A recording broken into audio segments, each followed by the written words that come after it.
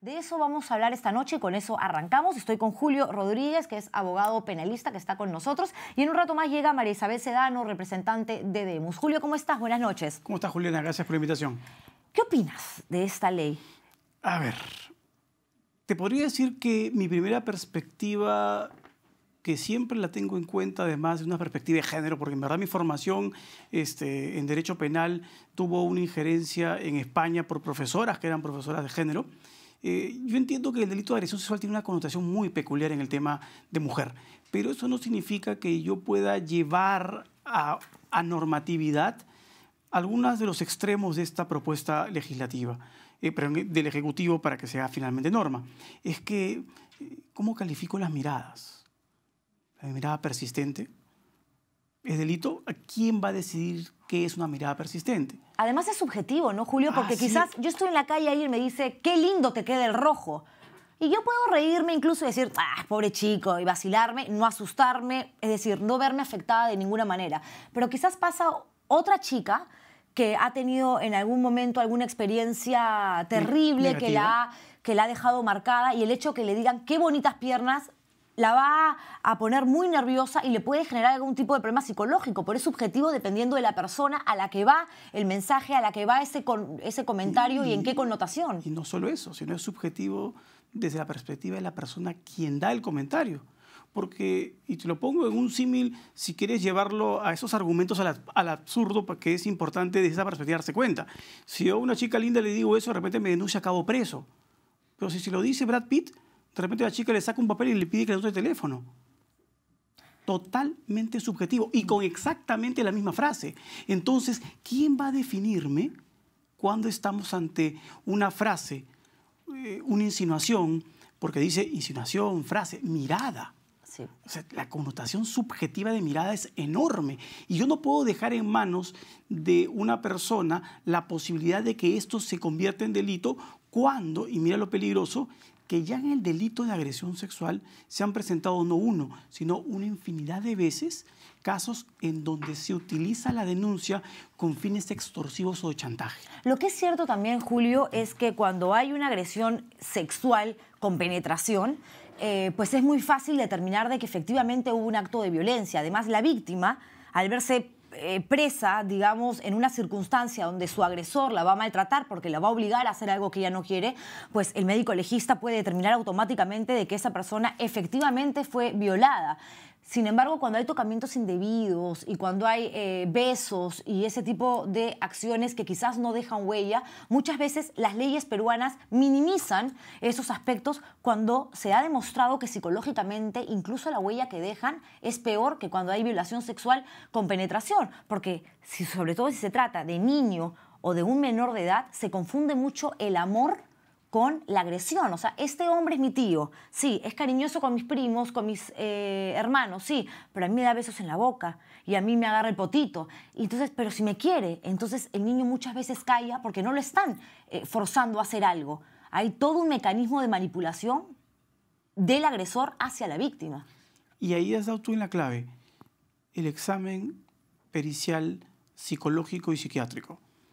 Una persona agredida sexualmente, aun cuando no haya violencia, aun cuando estemos en amenaza, aun cuando el médico legista no encuentre ninguna huella, porque puede darse el caso de agresores sexuales que son los llamados depredadores sexuales, que son terriblemente inteligentes, son psicópatas, saben que cometen delito, esa gente es terriblemente peligrosa y son capaces de utilizar todos los mecanismos para no dejar huella, utilizar una forma de amenaza, utilizar preservativo, utilizar lubricante, generar la posibilidad casi neutral de dar una huella fisiológica de la agresión. Sin embargo, la huella de carácter psicológico es tan profunda que en un examen de todas maneras sale quién es el agredido y quién tiene características de agresor.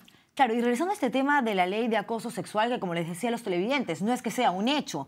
La propuesta es del gobierno y lo más seguro es que el Congreso la termine aprobando, como suele suceder con la mayoría de iniciativas que presenta el gobierno central, ¿verdad? Pero aquí también hablan acerca de los piropos.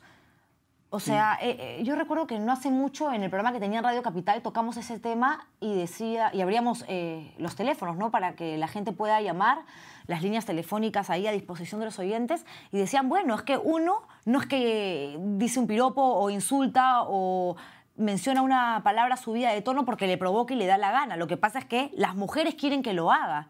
O sea, esa es una actitud absolutamente machista. Total. Y machistas somos las mujeres que a veces decimos, oye, a esta chica le metió la mano. Pero mírala pues, cómo se viste. Mira cómo, qué es lo que parece. Mira, y hay un caso muy interesante en España que fue el famoso caso de la minifalda.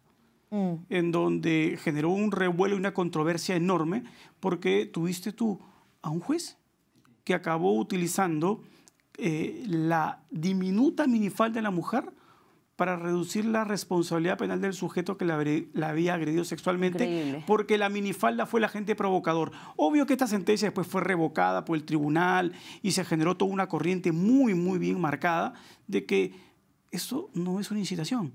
Cada persona se viste, cada persona actúa dentro de los cánones sociales y por lo tanto no tiene de ninguna manera que significar ello una insinuación o una invitación a los demás para que le digan cosas, para que le hagan cosas, etc. Eso es evidentemente una perspectiva totalmente machista que en esta sociedad tiene que erradicarse. Pero por una cuestión de protección también a veces en la misma casa la mamá te dice, ¿no? Cuando eres adolescente, cuando ya tu cuerpo empieza a cambiar y puede llamar la atención, porque te conviertes en una persona un poco más voluptuosa, parte del crecimiento, del desarrollo. Hija, si vas a ir a la bodega o a una fiesta, mejor ponte una chompita o algo porque te van a gritar en la calle. Pero mamá, yo quiero estar así. No, no, no, no. Además después van a pensar que eres cualquier cosa. Entonces una tiene que vestirse y hasta asumir una actitud en la calle, no de acuerdo a lo que ella sienta o a lo que uno desee, sino a lo que le venga bien al resto o a lo que impida que la friguen en la calle. O sea, ¿por qué los hombres dicen, pero yo no le he faltado el respeto? Yo no le he insultado, yo le he dicho al contrario, que es un angelito recién bajado del cielo. Y hay mujeres que dicen, ay, qué lindo. A mí, por ejemplo, no me gusta. A mí ni siquiera me interesa que en la calle alguien me diga, hola, qué linda estás. No me interesa, no lo conozco, no tiene por qué dirigirme la palabra. Pero, sin embargo, los hombres consideran que un buen piropo, lo que ellos consideran un buen cumplido, tiene que ser muy bien recibido por todas las mujeres. ¿Qué más quieren? Esa es un poco, digamos, la actitud, ¿no? Perspectiva 100% machista, que tiene que, como te digo yo, erradicarse.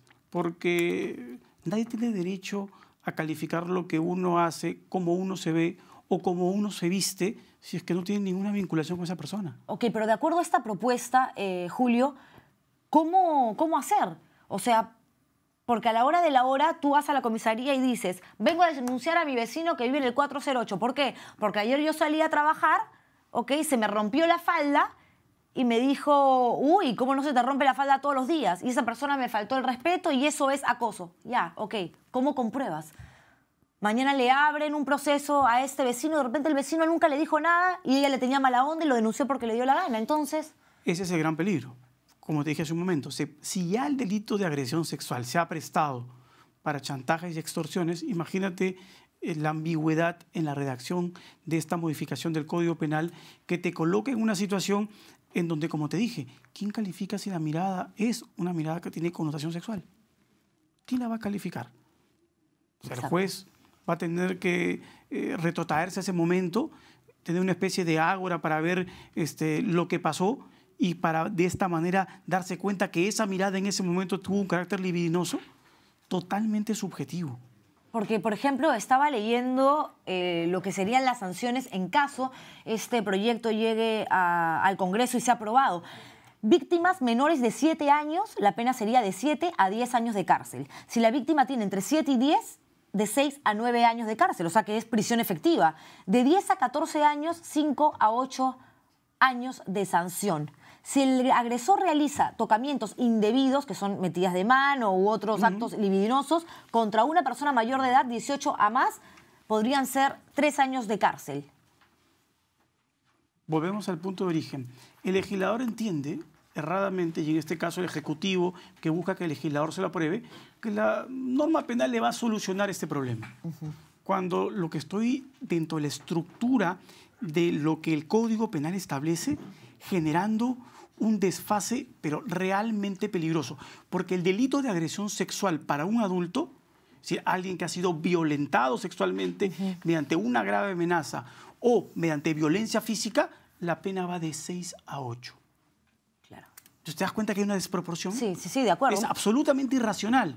O sea, este tipo de conductas nadie dice que tienen que ser soportadas, pero no utilicemos el derecho penal como el mecanismo para poder evitarlas. Entonces, ¿cómo evitarlas? O sea, hay una serie de mecanismos que no son de carácter sancionador en el ámbito penal, pero que sí han tenido mucho éxito porque generan en el agresor una suerte de desincentivo. Este tipo de agresores son personas que tienen una psicopatía. Son personas que se cuidan, que buscan que no sean vistos por otros, claro, que la víctima sea la única que lo pueda ver.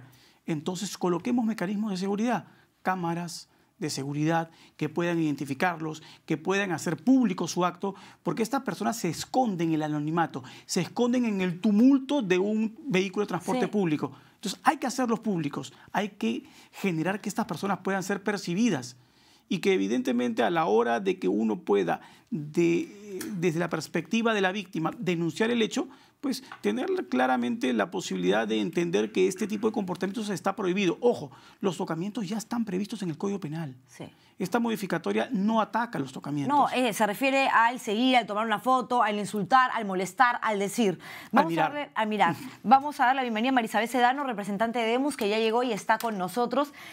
Y bueno, te lo pregunto a ti, tal como conversaba con Julio Rodríguez. María Isabel, ¿cómo has recibido esta noticia de que el Ejecutivo esté con tantas ganas, con tanta iniciativa de promover esta propuesta para que el Congreso la apruebe por mayoría? En primer lugar, gracias por la invitación. También aquí saludar al doctor.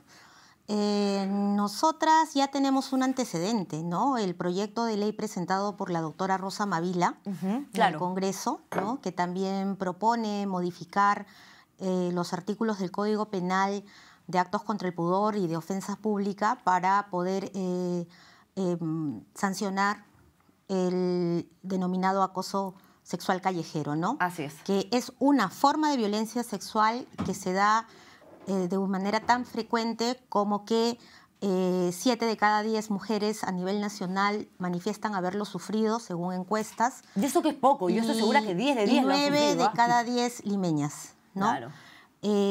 Existe un vacío legal que ha sido denunciado por Paremos el Acoso Callejero, que es un colectivo que se ha encargado de hacer visible este problema, denunciándolo sistemáticamente a través de las redes sociales, ¿no? Y en los medios de comunicación. Y si debe ser o no tipificado como delito, estamos de acuerdo en principio, pero a diferencia del proyecto de ley de la doctora Rosa Mavila, del Ejecutivo le falta lo que el doctor de pronto llama otro tipo de mecanismos que van a garantizar, sobre todo, que no se repitan. O sea, en el ámbito de la prevención, un trabajo desde el Poder Ejecutivo, desde las políticas públicas, para que esto no suceda. Lo que pasa es que, por ejemplo, hay casos de mujeres que son muy voluptuosas, muy guapas, y que a veces no quieren salir a la calle, se sienten mal. Es más, yo conozco un caso personal de una chica muy linda y que tiene un cuerpo que le llama la atención porque es muy voluptuosa y ella no quiere ni ir a bailar porque dice, Juliana, me miran horrible, bailo como puede bailar cualquier chica, pero evidentemente por tener una fisionomía diferente llamo más la atención y se ha generado un montón de complejos porque camina 2 cuadras y ya están, mamacita, qué rica que eres, que se te rompa no sé qué, no sé cuánto, ven que... O sea, ¿por qué una tiene que vivir así también? ¿Y por qué un hombre también? Hay chicos súper guapos, chicos de 17, 18, 20 años súper jóvenes también, que de repente están yendo a la bodega y se encuentran con un grupo de chicas, que ahora las jovencitas son terribles, también las adolescentes, lo empiezan a fastidiar y le generan un trauma también. Ese chico también se puede sentir acosado. Ahora, acá hay que, creo que, ir desmitificando el acoso sexual, los mitos que hay alrededor del acoso sexual callejero. En primer lugar, no solo las mujeres bonitas sufren acoso sexual callejero, ni tampoco las que visten provocativamente, ¿no? En Egipto es un país donde hay una alta incidencia de acoso callejero que han tenido que tipificarlo como delito. Así y es. donde las mujeres pues visten totalmente de pies a la cabeza. Y hay un tribunal en Egipto ha condenado a cadena perpetua a 2 hombres por acoso sexual. Bueno, cadena es que la perpetua. incidencia en Egipto es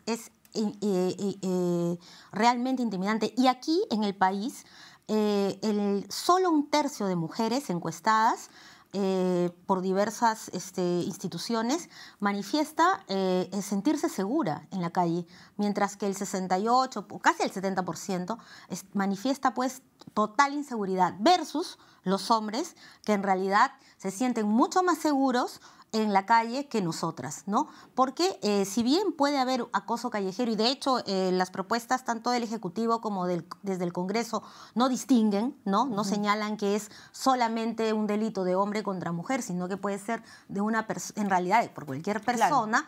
Claro. Es cierto que hay una incidencia aquí de género que es diferente. Y yo sí quería solamente aprovechar esta oportunidad para discrepar en una cosa con el doctor Rodríguez, porque no es un problema de enfermos mentales, de depravados, o sea, no necesariamente la mayoría sufre un problema psicológico o una psicopatología. Ese también es otro mito. En realidad, la mayoría, lamentablemente, está en una cultura machista que cree que tiene el derecho a piropear, entre comillas, a halagar, entre comillas, y lo que está es agrediéndonos, claro, y vulnerando nuestra intimidad, nuestra seguridad. O quizás una de esas personas que recibe un piropo no se sienta agredida, pero otra sí. ¿Cómo esa persona que está en la esquina diciéndole a todas las que pasan, que son lindas, que ven, que te invito un cafecito, qué guapa estás, te acompaño hasta tu casa, puede intuir o puede prever que esta lo va a tomar bien, esta lo va a tomar mal? Entonces quédate callado y no digas nada. Porque si tú no conoces a una persona, yo por ejemplo les pongo, para regresar un poco a lo que hablaba con Julio, ¿no? Yo estoy en la calle caminando con una amiga, ¿ok? Y un chico dice, qué lindas flores, qué hermosas que son. Y mi amiga se mata de la risa y dice, ay, qué bacán ese chico, qué lindo que te digan esto. Yo no hay forma que lo tome bien. Yo me volteo y le digo, ¿qué te pasa? ¿Tú quién eres para hablarme?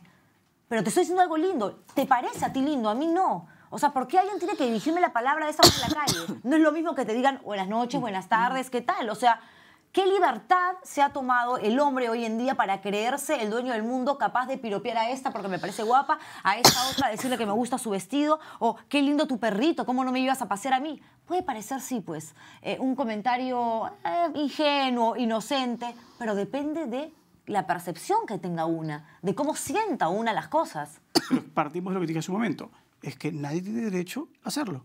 Así es. Punto. Y eso es lo que hay que centrarse, y pasa necesariamente por un tema educativo. No, y yo lo conversé con Juliana, no estoy diciendo que, y creo que hay una percepción equivocada que realmente no me deja explicar. Los agresores sexuales, que son depredadores, son psicópatas. Los que se ponen en los vehículos de transporte público y comienzan a masturbarse frente a las personas, comienzan a hacerle tocamientos, no estamos hablando de personas normales. Ah, no. Está en caso de lo... Ojo, pero un psicópata no es una persona penalmente irresponsable, ¿eh? Es perfectamente responsable en el ámbito del derecho penal. La cárcel está llena de psicópatas y no significa por eso son irresponsables. Bueno, ¿cuántos enfermos hay que no necesariamente tocan a su víctima, pero están en el Metropolitano o están en la calle esperando que pase una chica, se bajan el pantalón, se bajan la bragueta y se masturban? O las graban. O las graban. Les toman fotos. Ahora, a mí me parece importante señalar de las propuestas que se están haciendo desde el Ejecutivo y desde el Congreso que actualmente para que se tipifique un acto contra el pudor se requiere de violencia, es decir, de violencia física o grave amenaza, que puede ser una violencia psicológica, ¿no? Y que actualmente eso ya no es necesariamente el motivo para sancionar, ¿no? Basta que sea sin el consentimiento desde la propuesta del Ejecutivo, ¿no? O sea, si alguien realiza un tocamiento indebido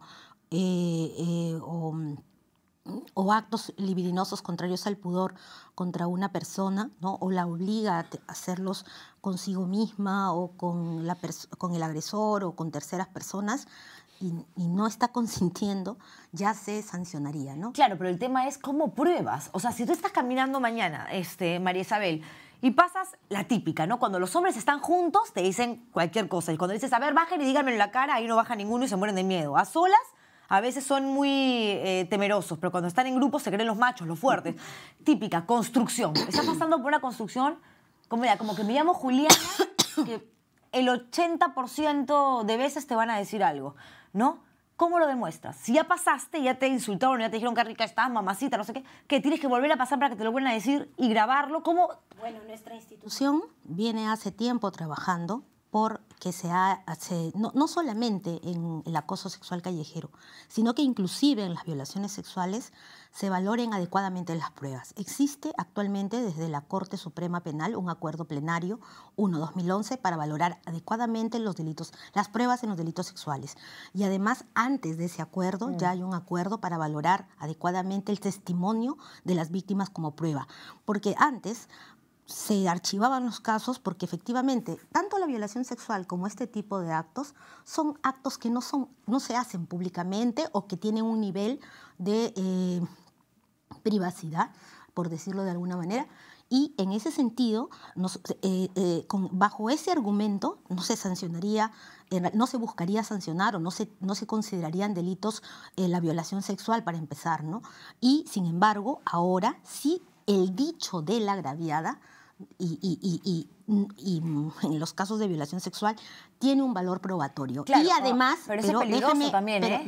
Pero déjame complementar y de pronto el doctor lo precisará mejor.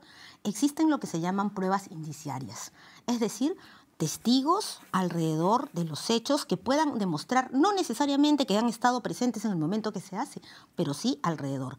Después también el mismo doctor señala que pueden haber una serie de mecanismos como cámaras para, digamos, prevenir o disuadir de cometer estos hechos. Pero también esas cámaras pueden servir de elementos probatorios, esos videos y esas grabaciones. Y el colectivo Paremos el Acoso Callejero nos alerta también que ante tanto abuso debemos estar siempre... no debemos paralizarnos, debemos estar, si es que tenemos un celular en la mano, grabar, podemos...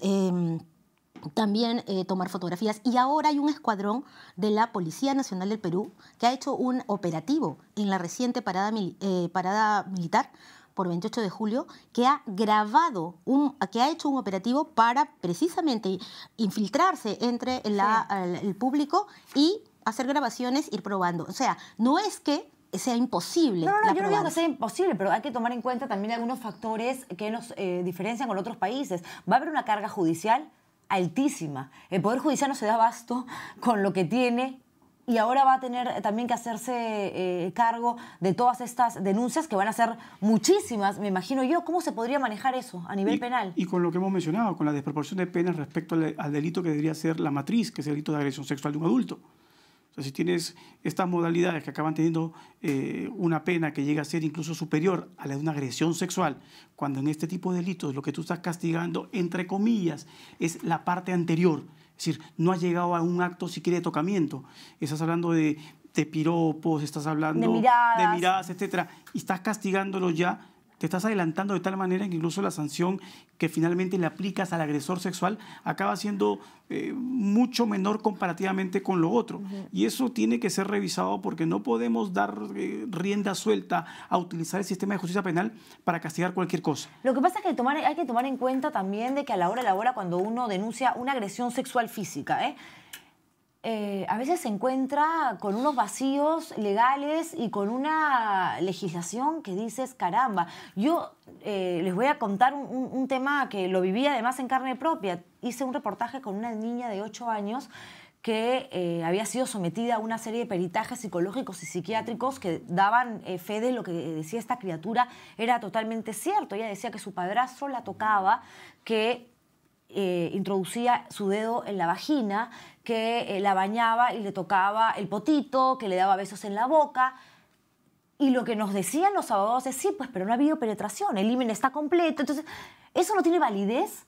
O sea, desgraciadamente esa persona nunca fue a la cárcel. Y el trauma que le generó a esta niña fue incluso más grande y más terrible de que se hubiese sido penetrada. ¿Por qué? Porque la niña, al no haberla obligado a nada, porque todo empezó con un mecanismo de manipulación, no sabía si el padrastro lo hacía como un acto de cariño, de amor, o si le estaba agrediendo. Yo me acuerdo porque tú me entrevistaste para ese caso. Sí. Sí, y me pareció clarísimo que ahí hubo una suerte de ausencia de valorar las otras consecuencias que el delito genera. El delito de lesiones no solo es una lesión física. Si la lesión es psicológica, entonces hay un concurso de delitos. No solo el delito de agresión sexual en la modalidad que fuese, de tocamientos, sino que además se le tiene que sumar la pena de las lesiones psicológicas que le han generado a esta persona. Y si esas lesiones generan un tratamiento médico que va a superar una determinada cantidad de tiempo, estamos hablando de lesiones graves. Y por lo tanto eso es lo que debió aplicarse.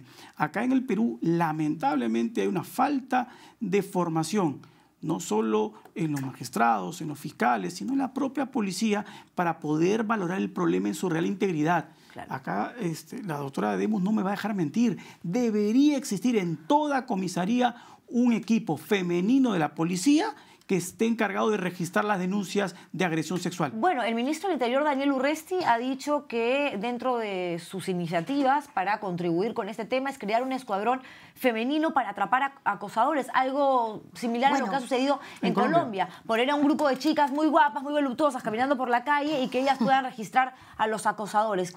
¿Cómo tomas esta idea? Bueno, en realidad la idea de juzgados especializados en lo penal para delitos sexuales se ha aplicado en otros países y no estaríamos de acuerdo. De hecho, es una demanda que hemos hecho hace tiempo, ¿no? Especializar la justicia. Pero yo sí quisiera hacer una precisión, si me permite, con todo respeto, el doctor, que en el caso que tú has narrado hace unos minutos, se trata de una violación sexual, porque tú has hablado de que manifestaban allí, en todo caso, mediante la prueba, que se manifestaba que había una penetración y ahora, según el tipo penal de violación sexual, así sea con la mano, es una violación sexual si alguien penetra a otra persona en el cuerpo. Hagamos de cuenta... No tiene que ser una relación sexual, basta que uno penetre con cualquier parte del... No lo había penetrado, según pero lo que estás diciendo que con el dedo introducía y todo. Pero no una penetración capaz de romper el himen. No, es que no importa, penetraba. ¿Cómo lo pruebas? No, pero por eso... En el caso, la Corte Suprema en lo penal también ya ha acordado un acuerdo plenario, todavía no lo publica ciertamente, de que pero el acuerdo plenario de 1/2011 sí señala que se tienen que hacer que la prueba por excelencia que siempre se ha pedido en los casos de violación sexual ha sido la prueba ginecológica. Ok, pero si un tipo... Pero ya no, es que es muy importante dejar sentado que la pericia psicológica tiene igual valor probatorio dentro de un delito sexual que una prueba ginecológica. Y eso hay que dejarlo muy en claro para quienes nos están escuchando. Ojalá para que se aplique, porque a mí me da tengo la sensación con los temas que he manejado y la convicción, me atrevería a decir que eso a la hora de la hora no pasa, porque de repente la niña no fue penetrada ni con el dedo ni con el pene, pero sí fue acariciada, esa niña fue besada, esa niña fue manipulada y claro...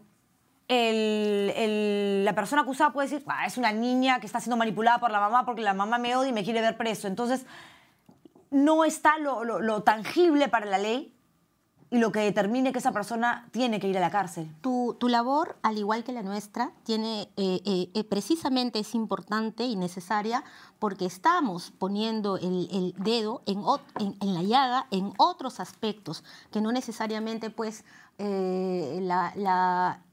esta mala práctica de solamente valorar la prueba ginecológica. Hay que valorar la pericia psicológica, hay un acuerdo plenario aprobado, no publicado, para que se valoren adecuadamente las pericias psicológicas en los delitos. Quienes abogados, abogadas, quienes nos están escuchando, magistrados, tienen que saber ello. Y ahora hay una serie de recursos legales que comparto contigo que probablemente por ignorancia, por desinformación, no se pongan en práctica, pero es justamente nuestro rol a través de esta oportunidad que nos das de poder informar de que existen estos mecanismos para poder hacer justicia, porque de lo contrario estaríamos condenadas y condenados a la impunidad. Ok, para terminar hay que tocar un tema que creo que es primordial, incluso más importante de todo lo que hemos venido hablando, la educación en casa. O sea, ¿por qué los papás y las mamás no empezamos por cambiar un poquito el chip, ¿no? Y dejar de criar a los hijos de la siguiente manera? Si tu hija es mujer, mamita, a ti que nadie te toque, a ti que nadie venga a darte un beso ni nada por el estilo, pero si tienes al hijito hombre, ¿y a cuántas has chapado? ¿Cuántas te gustan? ¿Cuántas novias tienes en el colegio?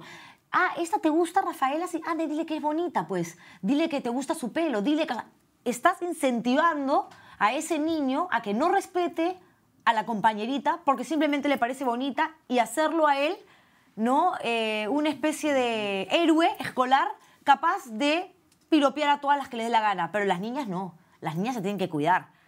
Y a ti, hijita, a ti te gusta un chico, tú te quedas calladita, no masa, porque después, ¿qué van a pensar de ti? Tendría que empezar por casa, ¿no? En ese sentido, mira, Nosotras estamos de acuerdo y compartimos la preocupación del doctor Rodríguez de que se tiene que revisar adecuadamente el tema de las sanciones, porque no se puede hacer una cuestión desproporcionada ni abusar del derecho penal. De acuerdo. De acuerdo, es una primera conclusión. Y segunda conclusión en la que creo que estamos de acuerdo las tres personas que estamos aquí, es que tiene que haber una política pública preventiva. Y en esa medida, la educación sexual integral en las escuelas es fundamental para contrapesar esa socialización primaria en la familia y a través de los medios de comunicación que hacen que los hombres crean que tienen el derecho sobre el cuerpo y la sexualidad de las mujeres. Y que hay una serie de mitos, como que las mujeres provocamos. Es altísima la cantidad de personas que considera que es nuestra responsabilidad ser violadas. Pero siempre va a ser culpa de nosotras. ¿Pero qué te pasó? Me metió la mano. Mamita, ¿a quién se le ocurre irse con ese pantalón, pues? Pues oye, vestido, pero esa no te falda. pongas así, pues, ¿por qué tienes que vestirte como monja para irte a la calle? Si yo quiero salir en calzón a la calle, es mi cuerpo y nadie tiene ningún derecho a decirme nada. Es mi problema. Yo me he visto como me da la gana. Entonces, esa labor de educación sexual que haga que la gente no caiga en el machismo, tanto mujeres como hombres, y que saque estos estereotipos y prejuicios que hay alrededor de problemas de agresión sexual, incluyendo el acoso sexual callejero. Para terminar esto, creo, Julio, que tiene que venir acompañado de un mecanismo muy amplio, muy diverso de educación, ¿no? Para instruir a la gente, sobre todo a los más chicos, a las nuevas generaciones. Y lo hemos conversado, ¿te acuerdas?, para otro tipo de delitos. Sí. Y es que el legislador piensa que me pone la norma y me cambia la realidad. Y no se da cuenta que la norma no cambia la realidad. Si yo quiero cambiar la realidad criminal de ese país, tengo que comenzar por educarlo. Sí, de acuerdo. Y la educación es el punto neurálgico para que tú reduzcas cualquier tipo de criminalidad. Sí. La educación en el ámbito familiar, en el ámbito escolar, en el ámbito universitario. Tiene que haber una cultura para educarnos como seres respetuosos de los bienes jurídicos de los demás. Para que se tenga en claro que estamos en un Estado democrático de derecho y que las personas, en la medida en que no traspasen los derechos del otro, pueden hacer con su vida, con sus bienes jurídicos, lo que mejor les plazca y nadie tiene por qué censurarlos. Gracias a los dos por haber estado conmigo esta noche. Ahora, la justicia también es pedagógica y en ese sentido, educar y hacer justicia es el mensaje que quisiéramos dejar sentado el día de hoy, ¿no? Sí, hacer justicia, que se castiguen estas personas, en eso estamos totalmente de acuerdo. Y para que los niveles de acoso bajen y para que haya gente más respetuosa en la calle, es bueno empezar en casa hablándole a los hijos, ¿no? Gracias.